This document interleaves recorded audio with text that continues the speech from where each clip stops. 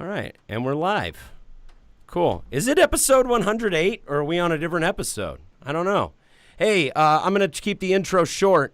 This is episode number 100 and whatever of the motherfucking podcast, the official podcast of the International Power Rock Combo, Motherfucking Ruckus from Denver and Chicago, respectively.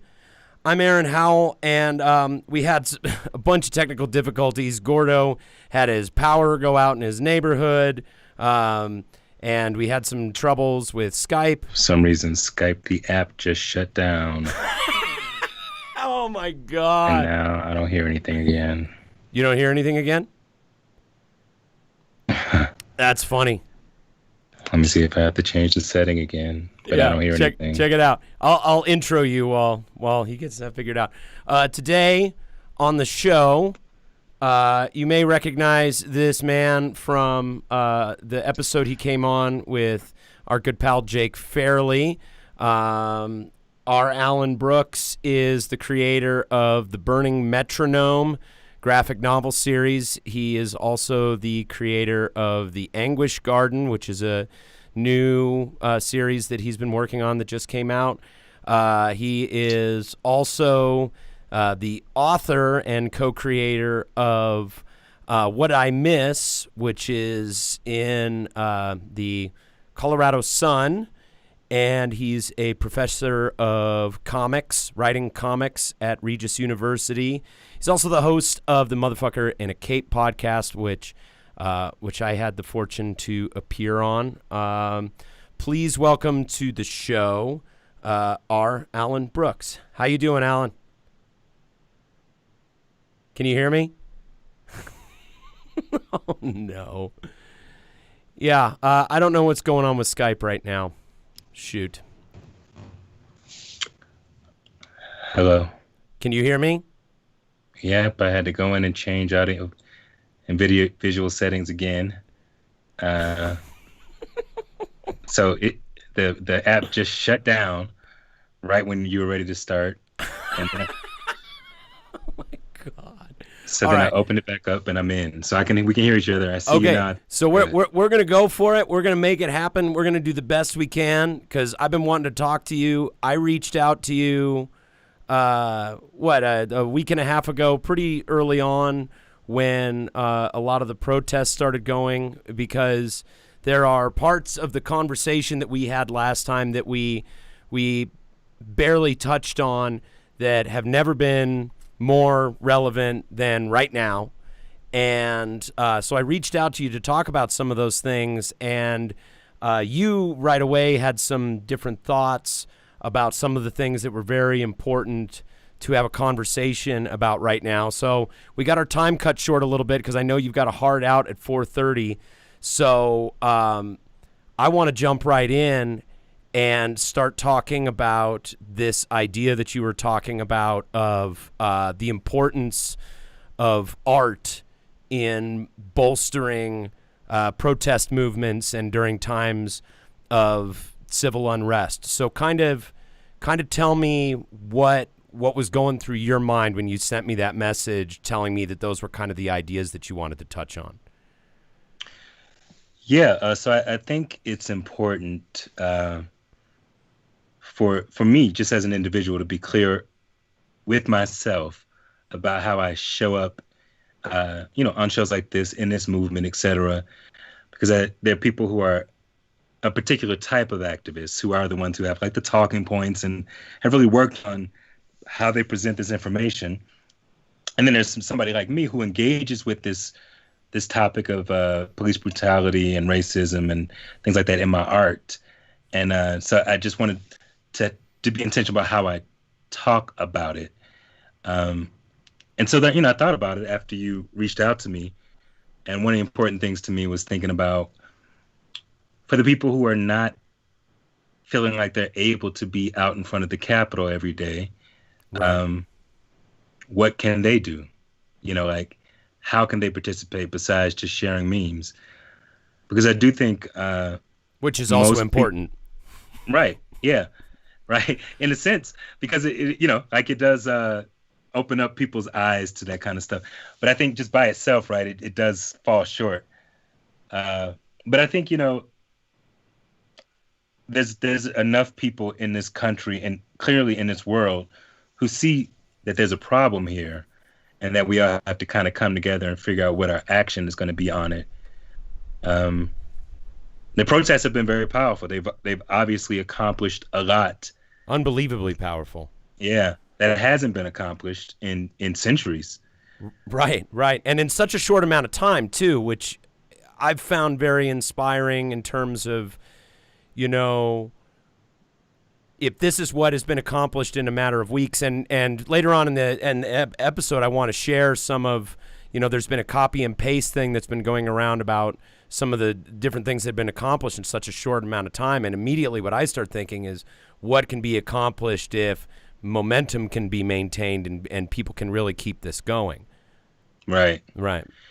Yeah, I think that's powerful. I also think protest along with changing legislation and the defund the cop stuff has been really interesting. And voting, you know, like I know a lot of us have our opinions about whether our vote actually does anything, but I feel like there are people who do so much to defraud liberal and poor people of the vote. They would not put that much money into it if it didn't have some effect. Right. And especially for local government.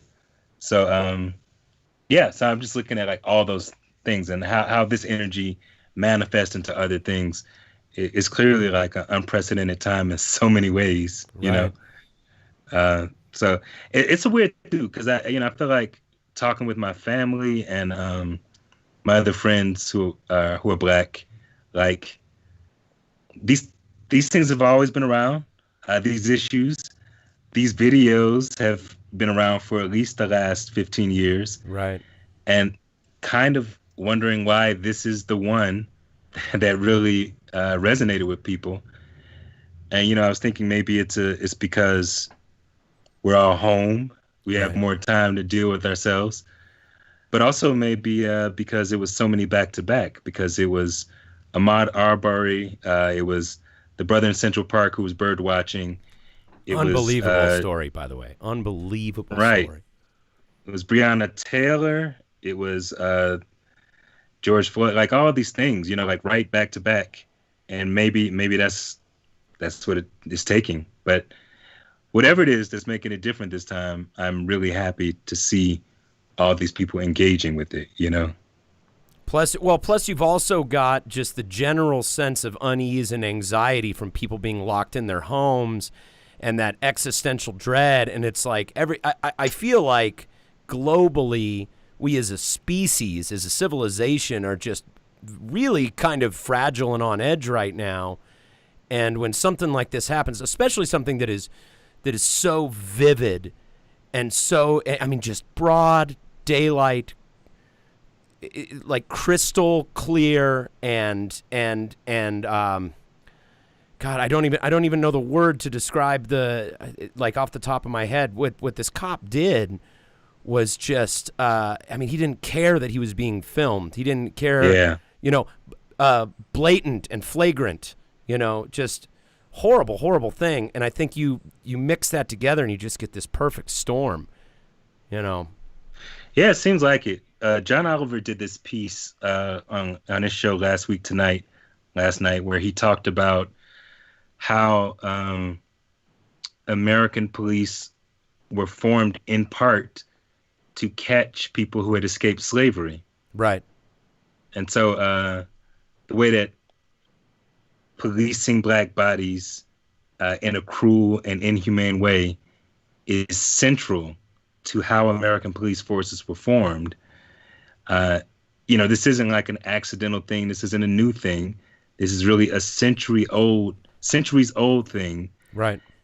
And the people who are police officers who don't indulge in this degree of violence, they seem to be the exception, you know? Right. Well, you have, there was, and I'm sorry to interrupt you there, but there was something that I saw. Actually, like right before we went on, I saw, you know, meme that was going around, an infographic that was going on about the history of policing and you know, along with the zeitgeist of people who are trying to educate themselves as the minimal amount of effort, which is something that I'm definitely participating in the educational side. You're learning about how so many police departments were founded, especially in the South, were founded specifically with the express purpose of protecting one class of citizens and monitoring and regulating and controlling another, the slave population. Yeah. So it's just this weird thing because it's been part of what the police force has been from the beginning. Right. And so, I think much of the way that our country's engaged with these problems has been to think that that is not what police were designed to be, and that the people who are violent, excessively violent, they're the anomalies. Right. But I'm saying that police are trained to be violent. Right. And the police who are not violent, they're the ones who stand out. And so and I think like white protesters who are going to protest police brutality and are for the first time getting pepper sprayed and beat up and hit by police cars, I think it really shows how out of control it's all gotten, Right. I think it's the first time they've had to really face it, Right. Which is tragic, but I guess good in that it seems like many more of us are aware of this problem than were aware of it before. What do you think the biggest difference is in terms of the cultural zeitgeist, like with terms of George Floyd's case specifically being at the very front of the conversation? What do you think is the difference that has made the difference, aside from some of the other things that we talked about, than the case with Ferguson? Because I remember being on my way home from tour, and we were listening to information about the Ferguson protests, and we were hearing about it, and we were going, oh, my God, what an awful, horrible thing. Oh, my God, it's so tragic. But it didn't really catch fire like this has. So besides the things that we talked about, like what do you think is the difference that has made the difference here? That's the thing. I don't really know. Yeah. I mean, I don't know why it's caught fire with white people now. I really don't. Because these videos have already existed. This problem has been around for centuries. I'm so glad that it has caught fire. I'm glad that people are taking a lot more action, but I don't know what the difference is. If you would have asked me a month ago whether the next murder of a black person by a police officer on video was going to make a difference, I would have said no. Right, because it hasn't so far. Yeah, and we have dozens of those. So much so that I've stopped watching them because I feel like it destroys my soul. It kills me inside, you know? So, especially because nothing up to this point. I mean, not that nothing has been done, but so little has been done up to this point. It's got to be maddening to like watch that and be like, this one's just going to slip under the radar too. Okay, Yeah. No, you got it. That's basically it. So I'm at a loss, but again, I'm happy. Yeah. I'm happy that people are seeing it and they have the time and energy and passion.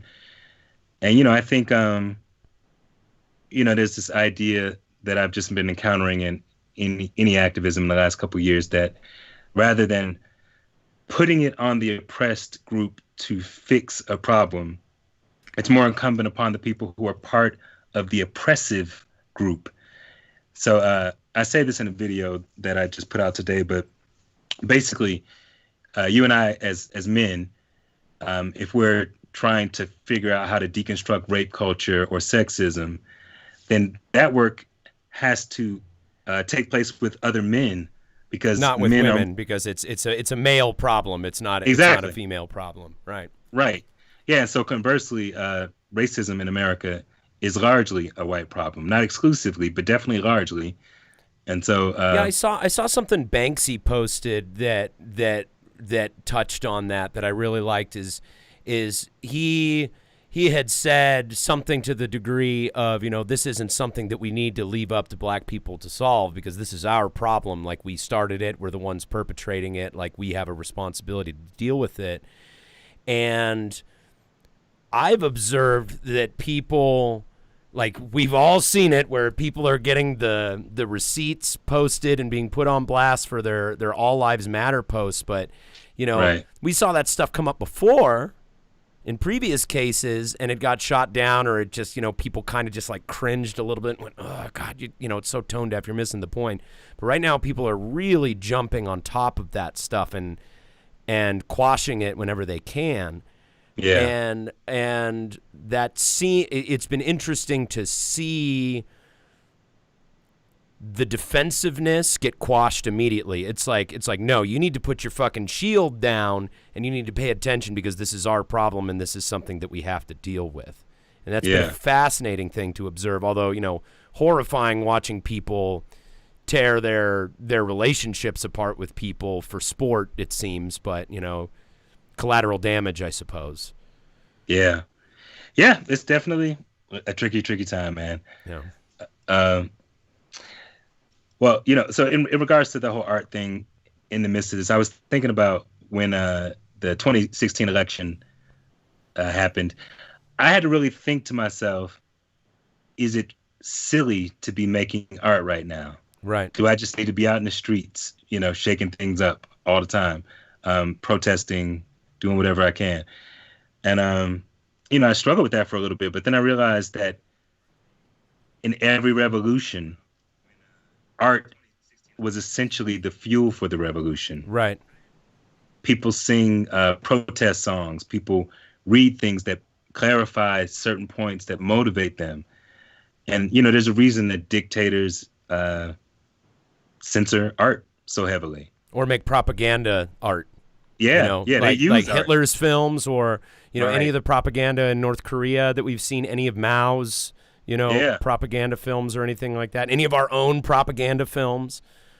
Clearly, yeah, so clearly they're aware of the power of it. Right. So that reminded me of the power of it, right? Right. And so I think, you know, if you are somebody who's creative, for me, art at its highest, it can take something that is intangible and it can make it something that you can wrestle with. Right. You know, usually if you ask anybody what their favorite song is, it's something that put into words a feeling or an experience that they could not describe. Absolutely. You know? Yeah, it's like, you know, your favorite song is about the crush you felt as a teenager, or how you felt excluded from everybody, you know, whatever it was. It's some art that made clear this thing that you were feeling. And once you heard that song, suddenly that clarification made it much more possible for you to deal with it. And I think that's true when it comes to issues like this. So when we're talking about racism, which is invisible, right? Right. But It's when not something you can put your arms around, you know? Right. But when art catches it and describes it and makes it manifest, then suddenly we know what we're standing out there for. We know what we're fighting for. Like before the word microaggression, I experienced it. Right. But I didn't have a term for it. You didn't have a word for it. It's just like that guy just, I don't know. He said something that was kind of dickish. I mean, It wasn't overtly racist, or it wasn't overtly hostile, but something about what that guy said, or something about that in question, like that question, it hinted at something deeper rooted.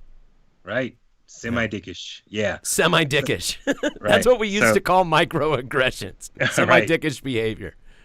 And I think microaggression is a much better term. It's much more polite.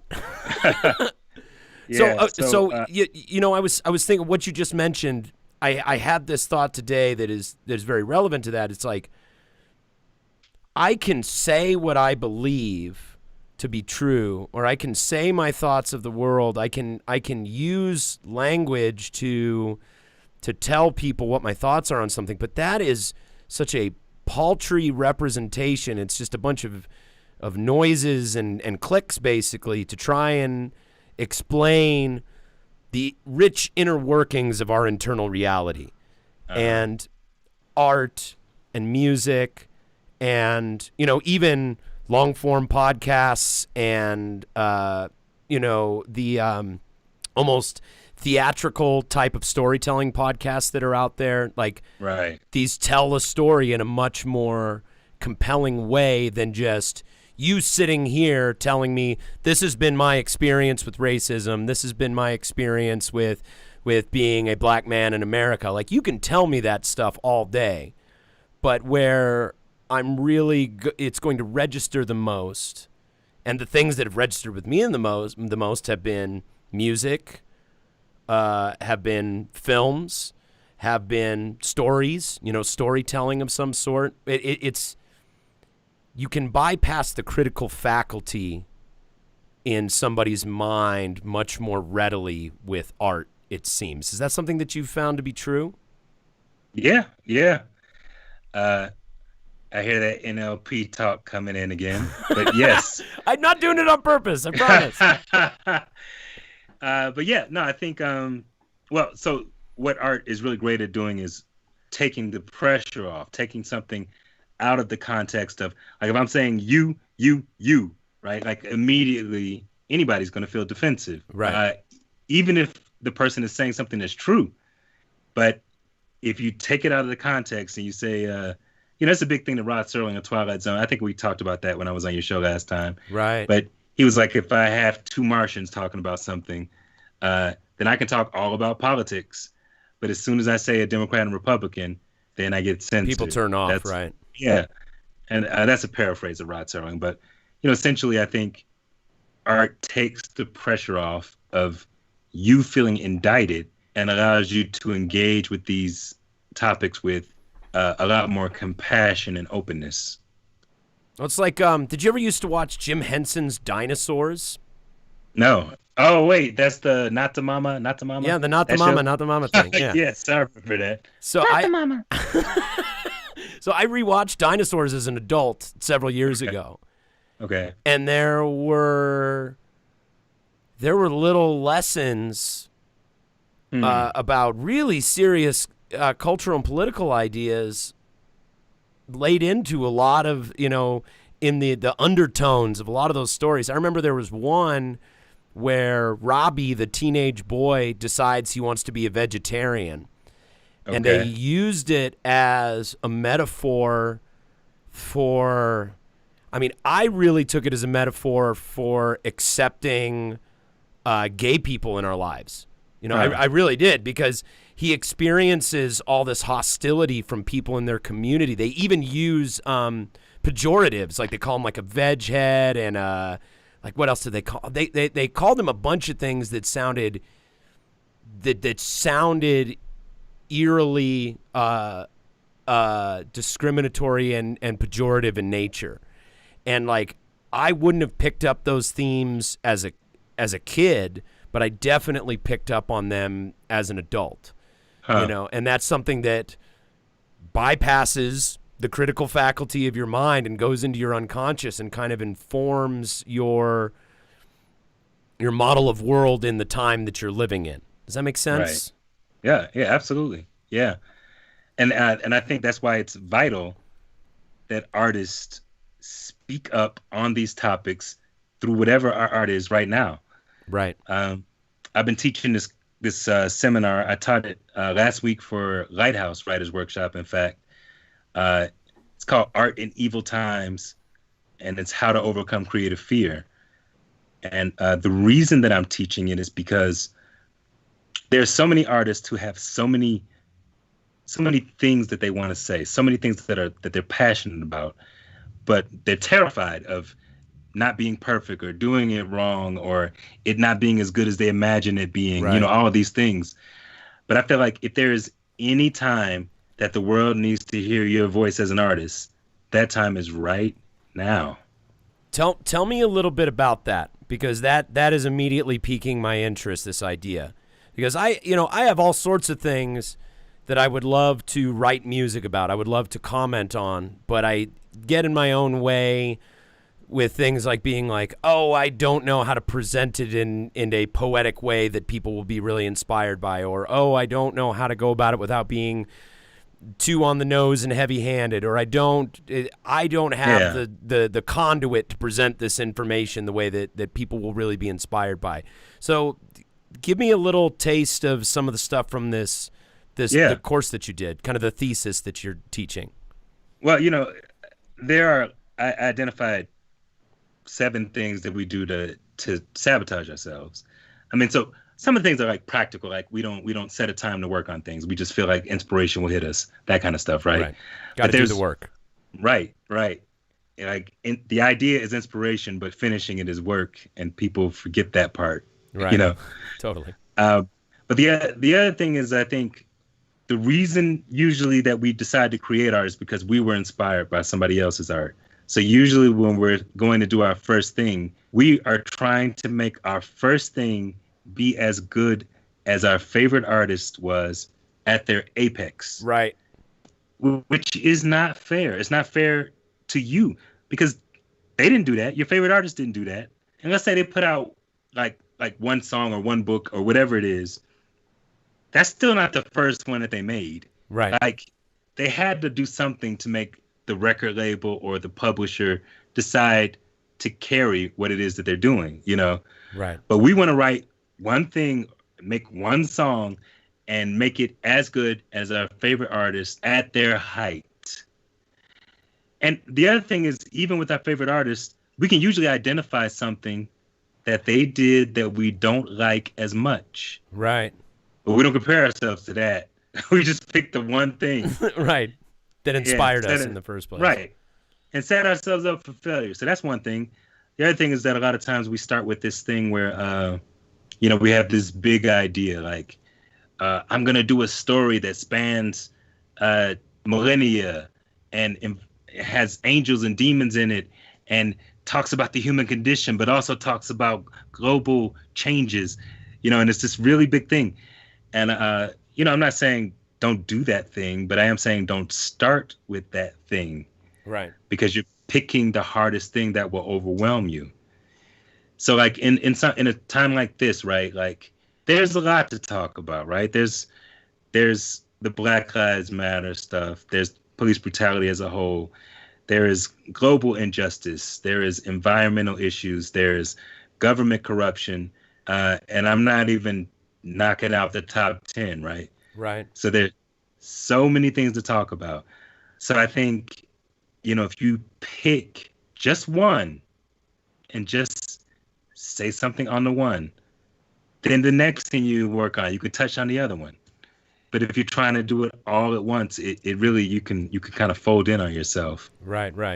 You can get kind of paralyzed by the vastness and the abstractness of this, big, great thing that you're trying to create, when all you have to do is piece together a body of work, a snippet at a time, a fragment at a time. That's almost exactly what I say in the class. The other major one I throw out at you is that, we get fixated on what something is like in our mind, and we get terrified that what we make is not going to be as good as what we imagine. There's a friend of mine who's a writer and an attorney, Pat Fitzgerald, who says that art is like having kids. He's basically like, you sit with your partner and you talk about how you imagine how your kids are going to be a manifestation of your love and the perfect manifestation of everything beautiful in your lives. Right. And then they're born and they just shit on everything, right? And man, do they. Well, and they're their own person. Right. And your art is its own entity. Yeah. And I think like it being its own and being flawed doesn't make you love your children less, right? Like you still love them. It's not a reason to not have children. Right. And conversely with art, it's not a reason to not make art because it's not going to be exactly what you imagine. But I would take it even further. I would say, let's say that you are able to execute 20% of the beauty that you have in your mind. So you have this picture in your mind and you can only hit 20% of it. That's still 20% of beauty that wasn't in the world before.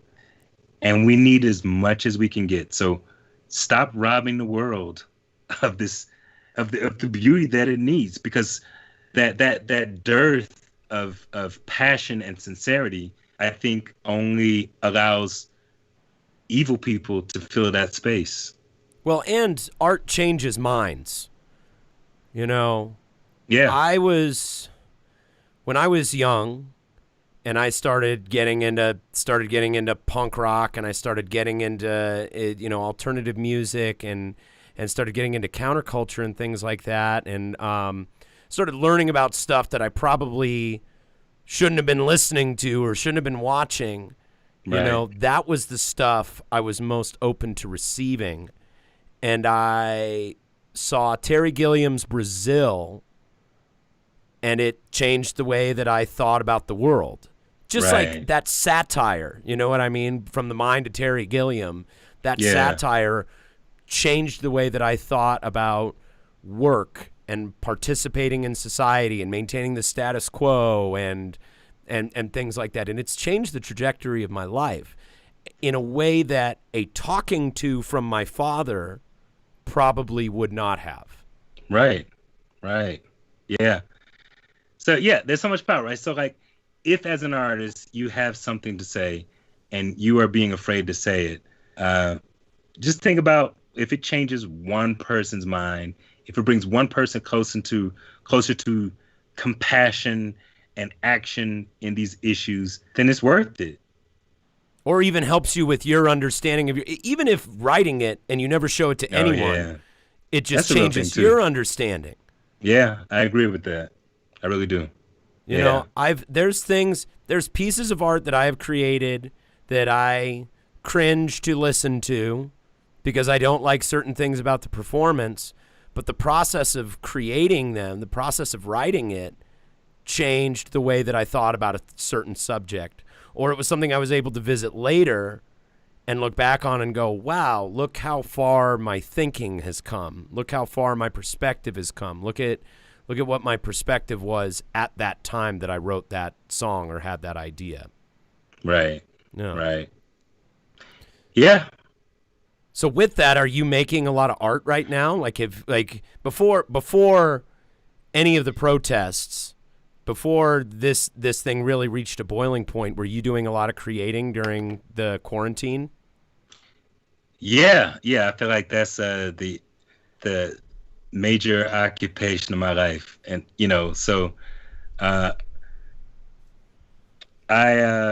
do that weekly comic for the Colorado Sun. Right. Just today on Facebook, I posted 7 comics that Corey Redford is the artist for it. And I posted 7 comics that we did that dealt with police brutality. So that I love Corey's stuff, by the way. I love Corey's stuff, man. She's immensely talented, and even on that comic doesn't show all she can do. So that happens every week. There'll be a new one this Friday. It's free on theColoradoSun.com. Then there is an artist in LA that I'm talking about working on a graphic novel with. He pitched me an idea, and I'm gonna write it, and then he's gonna draw it. So that'll be good. There's an artist, Jolion Yates, who I've done work with in the past. He is immensely talented. He used to draw Gumby and right on. And Tales from the Crypt. That's how versatile he is. What? Yeah. He used to draw Tales from the Crypt, like the original comics? Yeah, not like from the 50s. They brought it back in the early 90s, aughts, I think. Yeah, and so and he lives right in Baker, so he's in Denver. Way. So he and I are gonna do something. And he drew one issue with an issue and a half of the Burning Metronome, and he's a really talented guy and deserves all the accolades. So he and I are working on something. I just sent him a pitch on something last night, so. And he's about it. He's gonna get it done. He's not like a lot of other artists. Yeah. Where it takes a while. Yeah. Right. It's like we're gonna produce once every month, and then it's like 6 months later you're going. Right. So do you have a page for me? And then they're like, "Why are you pressuring me?" Yeah. Yeah. So on that note, how's Anguish Garden going? Because you guys, right before the pandemic went down, you had your Kickstarter, which I was honored to contribute to. I appreciate it. Yeah, I got you. Dude, honestly, I'll contribute to anything you do. I like your stuff. I like what you're about. I like the way you think. Thanks, man. Yeah, I mean, And once all this is over and things get back to normal, I would love to take you up on that slice of pizza after a podcast episode or something. Actually have you in the building. It'd be great. But I've been wondering, because I expected to see posts from you on social media talking about heartbreak from being delayed from your project that you started, because you guys had just funded that thing, and then everything got shut down, and so has that been a positive thing for you? Has it opened up more options for you? Has it shut things down? Has it slowed things down? Tell me what's going on with Anguish Garden right now. Well, it's going at a good clip. You know, I have been sort of remiss in updating Kickstarter backers, honestly. And part of it is, I think, for as much difficulty as I have getting an artist to finish things in normal life, when the pandemic hit, there was a lot of depression and fear and warranted depression and fear, but it did set things back, and so it's kind of hard for me to be like, well, I'm paying them, you guys paid me, but nothing's coming, you know. But now we're back on track, and everybody's like firing on all cylinders. We have the book is gonna be about 75 pages, and I think 34 or so are drawn. And Sarah is the last step with the coloring, and she'll knock them out. So our goal was to be done by August, and so I think we're still going to be pretty close to that, like late August, early September. That's great. But an update is due, and it's on my calendar to send something out to Kickstarter backers. It's just, you see people's stuff show up in your social media feeds, and there's certain people that you're just curious about. And I remember, once everything hit, seeing your stuff come up and being legitimately curious about, what was going to happen with your podcast, what was going to happen with that whole process. I'm glad to hear that, that you guys are back at it. I totally get that, how, when people are concerned about how they're going to take care of their most base needs. Yeah. In that Maslow's hierarchy pyramid, like right. They don't necessarily have the bandwidth to do these higher things like make art, which is interesting because the Renaissance totally came out of the Dark Ages, right. or the Middle Ages anyway. Yeah. And it's also hard to be like, hey, I know you're concerned about this the end deadly of the world virus, but draw my comic book. Right. Right. So, no, I totally get that. And that's what I've had to do is adapt the belief in horticultural time. Yeah. It's like you show up, you do the work every day, you plant the seeds, you water, you do something every day to move the needle, but there's going to be setbacks no matter what. Right. and that's so relevant to, we're witnessing the largest civil rights movement in the world. I saw someone post that it's like, this is the largest civil rights movement in history. It's only a few weeks old. Right. And it's like, I really hope to see the momentum going once something new comes in to occupy the global consciousness. Right. No one's talking about COVID right now. Because right now all the attention is on this movement, this civil rights movement.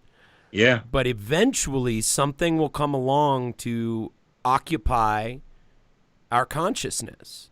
Yeah, definitely. And it'll be interesting to see what happens when, white folks like me who are kind of late to the work. Yeah. Have to see that it's like, oh, this is something people have been working on for 400 years in some capacity. There's going to be a lot of showing up and a lot of stops and starts and a lot of frustrations and disappointments. And And when these legislators and policymakers don't necessarily feel the cultural pressure as much, it's not going to move as swiftly. Right. Right. Yeah. And that is why I'm emphasizing like this protest, hell yeah, but also let's push for these policy changes and remember to vote. Right. You know. Well, in worst case scenario, this is how I've reconciled with voting, because I used to be an avid non-voter, and the way I've reconciled with it is essentially the most pageantry-filled census that there is. You know, it's like whether or not your vote actually in national elections actually sways anything in terms of the electorates, it still lets people know where the country's thinking is at. It still lets people know where social perspective is at. Yeah. And voting in those local elections, like you said, is so important because, you know, communities add up to cities, and cities add up to states, and states add up to countries, and countries add up to the planet. Right. You know. Yeah, you know, there's a movie that I wrote with a director friend that we were just about to we were pretty close to starting production on. We got a financier, and we were about to secure actors, and the pandemic hit and kind of just knocked it backwards. Right, of course. But the movie deals with different types of protest. Is it a documentary, or is it like a historical fiction thing? It's fiction. It's present day. It's so basically I wanted to talk about how different types of protests work together, but I couched it in a political thriller. So it's three people who work together to bring down a local crooked politician, and they use the different types of protest in part to move the needle on that. Yeah. Right. And the reason that I picked a local politician instead of bringing down a president per se is because I guess I understand the effect of local politics more than I understand the effect of federal, you know. Right. And it's not to say that they're not important. It's just like you brought up the Electoral College, you know, like, I can't guarantee that my vote for president truly matters. Right. But I can say with confidence that the local elections, you know, it does. They can come down to a handful of votes. Yeah. You know. Yeah. Especially like city council people. Yeah. Tell me more about the movie. Tell me more about that. Well, I was going to say I like the strength of your point though, is that even if it gets obscured on a federal level, it is showing up and saying what people believe. Right. Which I think matters, right? Because if there's no reaction to injustice, if we just are at home and like that sucks, then nothing happens. I mean, we could see this with the police brutality thing, right? All of these years, you know, let's just say like the last 10 or 15 years of seeing videos of black people being murdered by police. People sat at home and were like, that's terrible. But now that people are just showing up, suddenly all of these cities are considering defunding their police departments.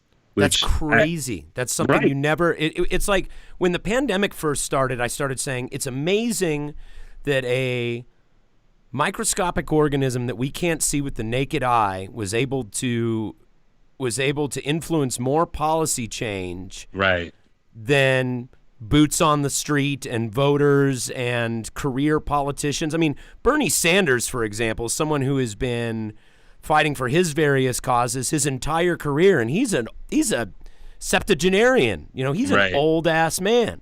Right. And then you see this virus just change the world overnight.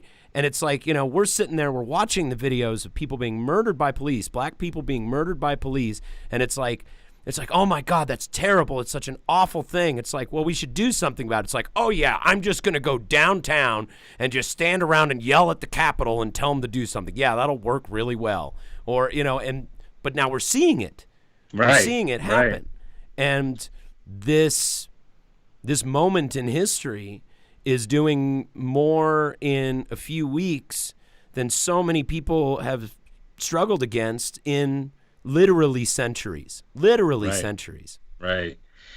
Yeah, and I want to say that, addressing this issue as it pertains to Black Americans actually helps us all. There are a lot of Native American people who are victims of police brutality and murder.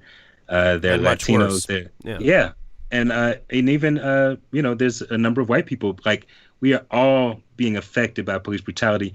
The proportions are different, but by Right. addressing the problem as it hits Black Americans is actually solving a problem for all of us. Absolutely. Absolutely. And I mentioned to you last time you were on the show that my father is a retired Denver police officer. Oh yeah, yeah. And I understand just the anger and the vitriol. So, I do my best to not take it personally when people come out with the ACAB and the fuck the police and all. I do my best, or like when people talk about killing cops. And I have another friend who works in the human trafficking division. I can't say what city he works in because he works undercover, but I have a friend who works for like rescuing children from human trafficking, Right on. So, but I know that for my dad, it was a very educational experience watching his son be a young punk little hoodlum with a mouth get into trouble with cops and getting to see what his colleagues did to people that they did not perceive to be part of the protected class. Okay. You know what I mean? Like, Yeah. my dad didn't grow up with a black son, but he did grow up with a son who was an idiot. And, dumb, recalcitrant white kids get fucked with by the police sometimes. And it changed, seeing that happen to his kid changed the way I think he thought about policing in general. And you mentioned the people that end up being the exception and not the rule. Kind of my viewpoint on that is those people that, like, the family guys who are just doing a job and have become disillusioned with police work, they end up taking on an administrative role, or they end up becoming technicians or getting a desk job somewhere. They don't want to be on the street. The ones who want to be on the street are either really, really community-oriented officers, and they are out there. There's not a lot of them, but really, really community-oriented officers, like we've seen with the cops in Flint, Michigan, or they're bullies who want to go out there and fuck shit up. Right. Yeah, one of my best friends who I grew up rapping with, he's an undercover cop in Atlanta, and he's a Black cop in the South. And it's interesting trying to talking with him about his perspective on things, because he'll watch those videos and he can say like, oh no, that's terrible, that's wrong. right. But I think I think it's so. But he's probably also going to feel compelled to defend because he's invested his life into this particular vocation and the mission that he thought it stood for. Yeah, it's true. But also, I feel like the like I was saying, the way that American police were developed, it's an institutional problem, right? So the people who can keep their compassion and do their jobs in a way that is humane are actually going against the program of the institution. And that's the problem, right? Right. So like, if the institution is addressed, then the people who are good people who are police officers, they're not going to be taken down. There'll be room for them. Right. But I think in the new world of the constabulary. Right. The people who want to do good in the world, it's like, oh great, you can do good, in this new system that we set up that isn't based on being an overseer to slaves. Yeah. Because that's the roots in all of it, right? Like KRS-One wasn't lying. Like, that's real shit. Yeah. And like I said, that John Oliver show from last night was really, really good. I advise anybody to take a minute and watch it, because he makes a lot of really good points about it. And I think it's worth everybody checking out. Yeah. So hey, I know we're running close to the end of your time, so I wanted to touch on a couple things that we talked about. I wanted to touch on you had shared with me this list that Mutiny Information Cafe, shout out to one of our sponsors, Mutiny Information Cafe. We didn't go through the sponsor segment of the show because we're trying to make the best of Alan's time, but this is something that Alan sent to me that came across him through Mutiny Information Cafe. Is we talked a little bit about, you can shame people out of supporting you. Right. By saying, if you're not here on the front lines with us, then you're part of the problem, Right. And that's something that people have a tendency to do when things like this get really heated. But I love that there's been so much about the conversation of like, even if you can't put boots on the street, we want you in the fight. And here's the ways that you can participate. Like I mentioned last week on the show, I'm a convicted felon. I have a son. I have a wife. I have people who depend on me. I can't run the risk of going down and getting arrested or getting tear gassed or hurt or any of those things because I'm the sole support for these people, but I want to stay involved. So you sent me over this list of ways that people can get involved, and I wanted to go over that and kind of unpack some of the stuff that really jumps out to you. So, that inspired you to send this over to me. So you said, so the first thing on it is to donate to a bail fund. Right. Which I did, and I think that that's a great idea. I did hear that there are counties that are denying bail to protesters. Have you heard anything about that? I haven't. It doesn't sound surprising, though. Right. Yeah. Right. So there's donate to a bail fund. There's donate medical supplies. I've been seeing a lot of stuff about donating medical supplies. Yeah, speaking of which, I don't know if you saw that cops in Asheville, North Carolina, were destroying medical centers, like medical setups at protest. So, people set up a tent, I doctors and nurses. Yeah, and the cops were destroying, like they're attacking the medical supplies so the protesters can't have access to them. So, that just underscores the need for donating them if you can. Right. It's unbelievable. I mean, it's just unbelievable. It's like you're in a war and you're shooting at medics. That's like what the fucking Nazis did, man. Right. Like, I don't even know if the Nazis killed medics. Did they? I don't know. Jesus Christ. I don't know. But I got to say, it's interesting that that police in all these big cities keep doubling down, like instigating violence at protests about police violence. Right. It seems like Denver has dialed it back. Has that been your observation or no? Am I just missing out? There was a judge here who said that they couldn't use pepper spray on protesters anymore. He put a temporary restraining order on that. That story's in Colorado Sun and I'm sure in the Post and stuff like that. So they didn't dial it back. They've been incapacitated by a force on top of them. You know what I mean? While we're on that topic, there's something that I wanted to ask you about, because this is something that I've been wrestling with in my mind. You hear the terms virtue signaling and performative gestures thrown around a lot. Yeah. And I've been kind of wrestling with that. And what I've been thinking about is, and there's a lot of, again, what we were talking about, shaming people out of the movement. Right. There is the idea of egoistic altruism. Yeah. Which is, even if someone has sort of a seemingly contrived intention on the surface, we should be encouraging them to be involved, right? Like, what are your thoughts on these ideas? Like, what is the difference between like a pernicious performative gesture or virtue signaling and like a really earnest performative gesture, a really earnest type of virtue signaling, which is in all of us. It's something that we've adapted through evolution.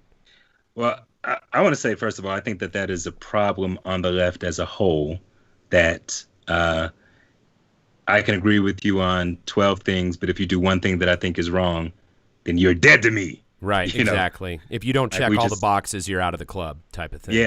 Yeah, and so I think we lose a lot of people who would actually work with us, rather than guiding them to a better understanding of something, we just pile on an attack. And so, And then as they far don't as want to be in the club anymore. They don't want to be on the team anymore. Yeah, that's what I mean. We lose them; they're gone.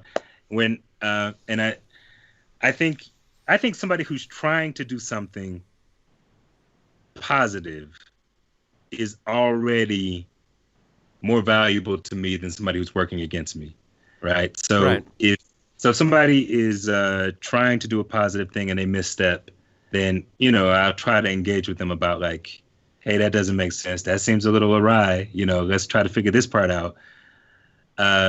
But I guess I personally am not so worried about virtue signaling. I am, I guess, a little overwhelmed by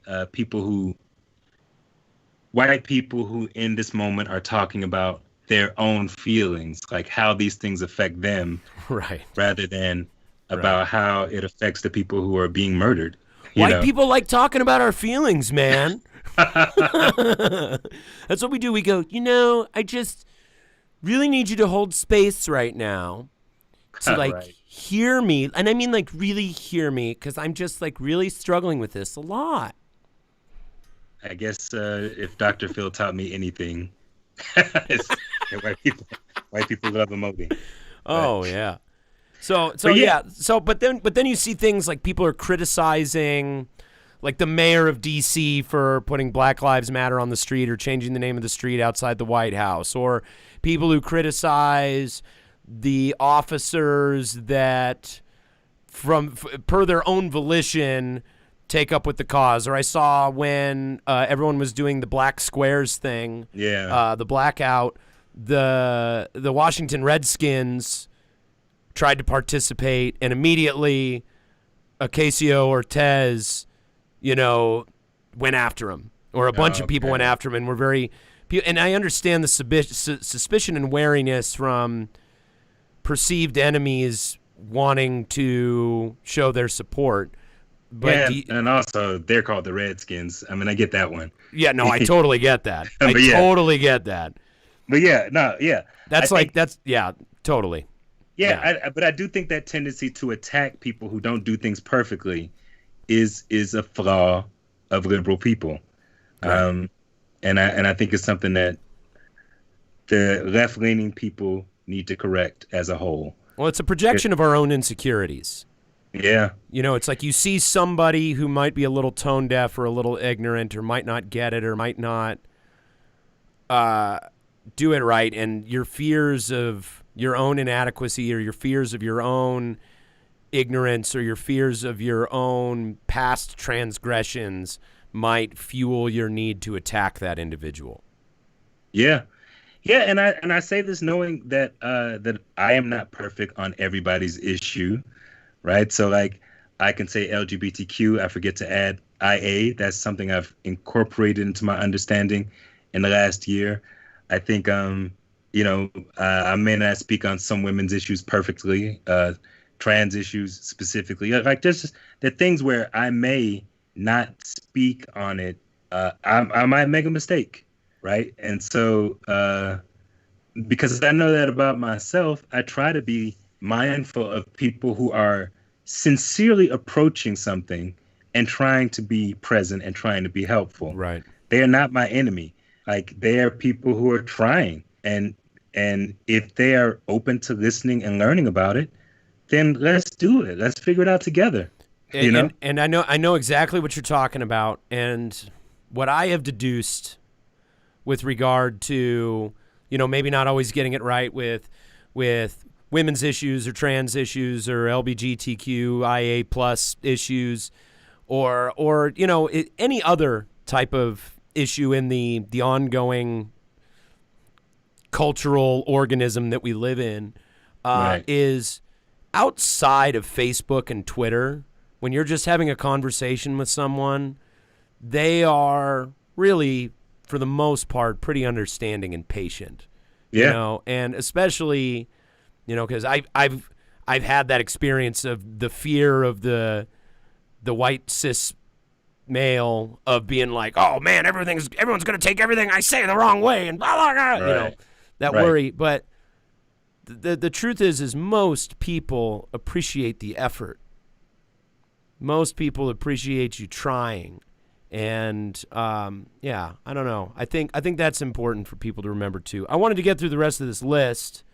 Let's see. Volunteer to supply food and water at non-hot zone areas. I know. Wasn't Mutiny doing a thing where they were making their spot a safe place for people who had decided to get engaged in protests? Like, there's been a few places that have set up kind of meetup stations and places you can go get food and water and recover. Yeah, I can't confirm that specifically, but that sounds very much like Mutiny. Yeah, for sure. Continue to educate the people around you. This is also emotional labor. And I think it's important to make the discernment between educating and wagging your finger at someone. Right. Taking the time to be like, hey, I saw what you said.